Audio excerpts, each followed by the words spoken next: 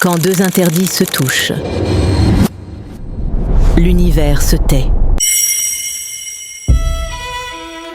La puissance qui refuse ses limites finit toujours par effacer quelque chose.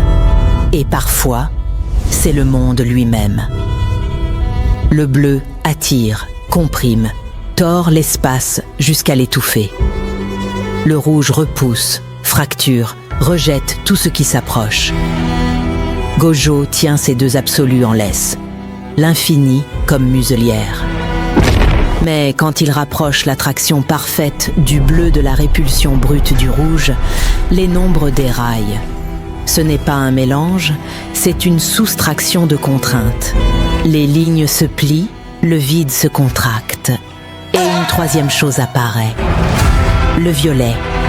Ce n'est ni rouge ni bleu. Ce n'est pas un projectile, c'est une gomme cosmique. On l'appelle Hollow Purple. Il ne traverse pas, il efface. Les murs cessent d'être des murs. L'air devient absence. Et il ne reste qu'un silence propre, tranchant, comme si l'univers venait d'avaler sa propre trace. Vous croyez voir une explosion, mais c'est une éradication. Une règle brisée, une frontière retirée, un monde un peu plus nu après son passage. Et pendant que le violet rase ce qui résiste, quelqu'un sourit déjà à l'idée d'un univers sans loi. Bientôt, on parlera de celui qui ne négocie pas avec les règles. Il en écrit de nouvelles. Sukuna. Pour vaincre un dieu, il ne faut pas attaquer son corps. Il faut viser son cœur. Pour comprendre Satoru Gojo, il ne faut pas regarder ses techniques, mais ses yeux. Le sixième œil ne lui montre pas seulement l'énergie occulte. Il lui impose une perception du monde si détaillée, si parfaite, qu'elle le coupe de l'expérience humaine commune. Chaque interaction, chaque émotion, chaque être vivant est pour lui une simple lecture de données. Son arrogance et sa désinvolture ne sont pas les caprices d'un homme puissant, mais le mécanisme de défense d'un esprit surstimulé qui trouve le monde désespérément prévisible. Sa perfection n'est pas un don, c'est sa prison. Dans ce vide sensoriel, il n'y eut qu'une seule personne capable de le regarder non pas comme un dieu, mais comme un égal en esprit, Suguru Geto. Ensemble, ils étaient les plus forts, mais plus important encore, Satoru était simplement Satoru. La chute de Geto n'a pas été la perte d'un ami, mais la destruction du seul miroir dans lequel il pouvait se voir comme un être humain. En tuant son meilleur ami, il a tué une partie de lui-même, et sa solitude est devenue une condition existentielle. Son projet de former une nouvelle génération n'est pas un simple altruisme. C'est une quête égoïste pour forger des âmes capables de comprendre son monde, pour ne plus jamais porter seul le fardeau de sa propre divinité. Cette blessure est la clé de sa chute. À Shibuya, Kenjaku n'a pas utilisé une technique, mais un souvenir. En lui présentant le visage de Geto, il a créé un paradoxe si violent que même le sixième œil ne pouvait le résoudre instantanément. Le dieu a été figé, non par un sort, mais par le chagrin de l'homme. Il n'a pas été vaincu, il a été piégé par son propre cœur. Mais même pour un dieu, une prison n'est qu'un sursis. Et à sa libération, le monde l'attendrait pour son dernier acte.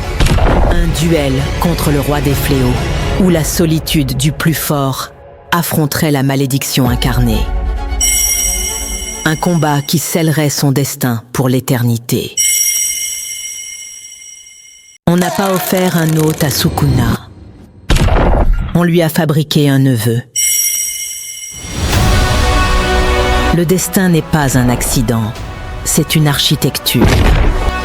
Quand on manipule la filiation, les enfants cessent d'être des vies. Ils deviennent des leviers. À l'ère Heian, Sukuna est un sorcier humain. Terrifiant, sa mort ne l'efface pas. Elle se compresse en 20 doigts, des reliques indestructibles prêtes à ramener sa loi. Des siècles plus tard, un esprit millénaire tire les fils. Kenjaku. Sa méthode n'est pas la guerre, c'est la famille. Il prend le corps de Kaori Itadori, la mère de Yuji, revient auprès de Jin Itadori et orchestrer ainsi la naissance d'un enfant au corps simple, robuste, capable d'encaisser l'impossible. Yuji n'est pas choisi après coup, il est préparé. Reste ensuite la pièce que tout le monde rate, le jumeau. Autrefois, Sukuna avait dévoré son frère jumeau dans le ventre de leur mère. Mais cette âme-là n'a pas disparu.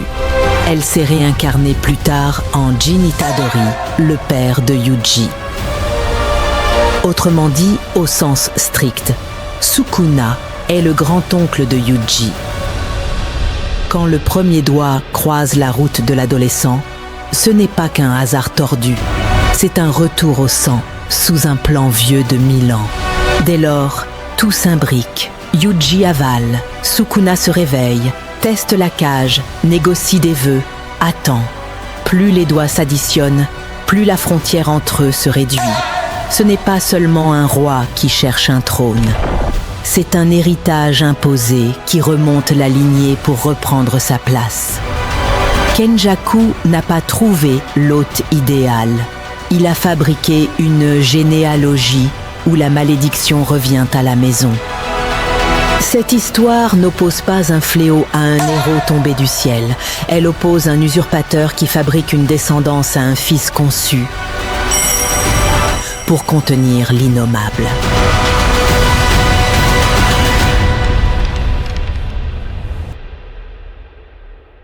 Le pire des méchants commence souvent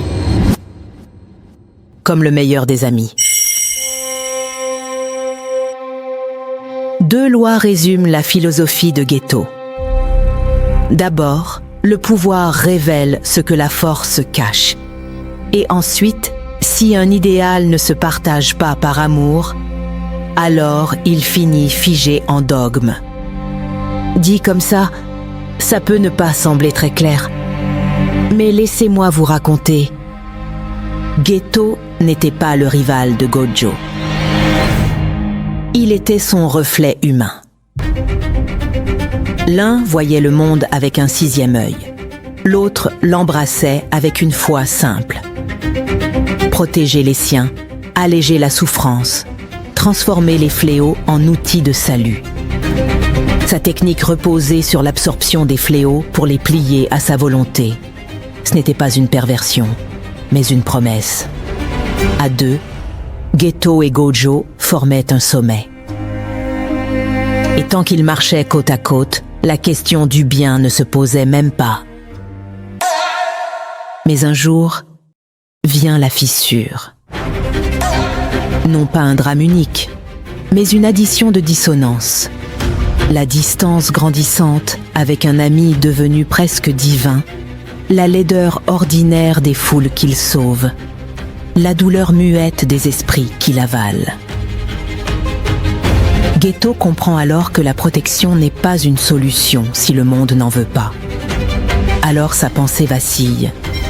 S'il faut sacrifier quelque chose en ce monde, ce ne sera plus les exorcistes.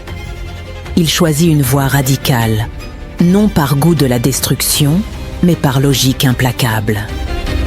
Là où Gojo veut élever l'humanité en formant des élèves capables de la comprendre, Geto veut la simplifier pour la rendre vivable. Deux amours contradictoires pour le même monde. Son charisme fait le reste. Autour de lui, des convaincus, des perdus, des opportunistes. Il devient cause, symbole, cible. Et quand la route des deux anciens amis se recroise, ce n'est pas un duel de technique, c'est un choc de philosophie. L'un protège même ceux qui le haïssent, l'autre refuse que les siens continuent de mourir pour eux. Peu importe l'issue, ce jour-là, ce n'est pas un ennemi qui allait tomber, mais une amitié qui s'achève. Les monstres ne naissent pas toujours dans l'ombre, parfois ils se forgent à la lumière d'un idéal déçu. Et si la page semble tourner, ne vous y trompez pas. le visage de Geto continue d'agir dans ce monde d'exorcistes. Et le plan de Kenjaku ne fait que commencer.